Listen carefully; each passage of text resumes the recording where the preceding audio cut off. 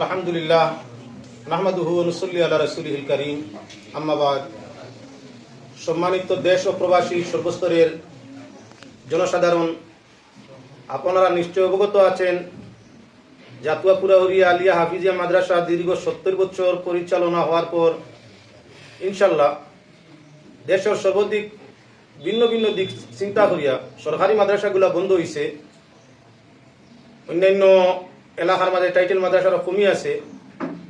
এই পরিপ্রেক্ষিতে জাতুয়া মাদ্রাসার কমিটি, স্টাফ, এলাকাবাসী প্রত্যেকের সুচিন্তাধারার মাধ্যমে আগামী 2 মে রোজ শনিবার জাতুয়া মাদ্রাসায় হযরত মৌলানা নজরুল আমিন আল আজহারি সাহেবের শেখুল হাদিস হিসাবে মৌলানা নুরুল আমিন আল আজহারি সাহেবকে আমাদের মাদ্রাসায় শাইখুল হাদিসের দায়িত্ব দিয়ে দেওরায় হাদিস আরম্ভ হতে যাচ্ছে। তাই দেশবাসী, প্রবাসী সবার কাছে প্রথমিত দোয়ার আবেদন করছি, সাহায্য সহযোগিতারও আবেদন করছি এবং নির্ধারিত তারিখে আগামী শনিবার 2 মে আমাদের ওই দারুল হাদিসের শুভারম্ভ উপলক্ষে তশরিফ আনবেন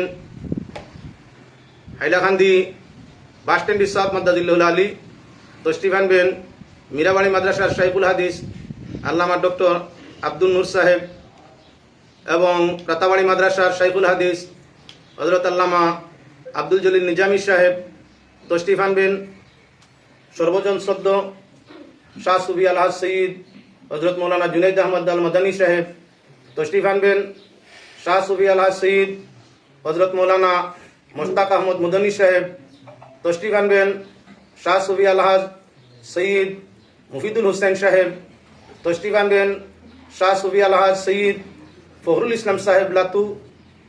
তাছাড়া ভিন্ন ভিন্ন অ্যাডভোকেট, ডক্টর, ইঞ্জিনিয়ার এবং উলামায়ে কেরাম, আরও অন্যান্য সম্মানিত ব্যক্তিবর্গ উপস্থিত থাকবেন, প্রশাসনের লোকও উপস্থিত থাকবেন, সাংবাদিক ভাইরা উপস্থিত থাকবেন।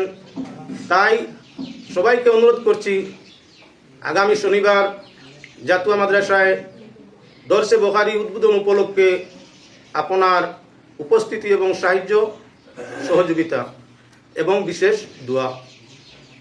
আল্লাহ পাক পরওয়ারদিগারে আলম আমাদের ওই প্রচেষ্টাকে যেন কবুল করেন আর ময়দানে মাহশর নবী করিম সাল্লাল্লাহু আলাইহি ওয়াসাল্লামের ওসিলাতে আল্লাহ পাক পরওয়ারদিগারে আলম আমাদেরকে যেন নাজাত দান করেন। আমিন, আল্লাহুম্মা আমিন।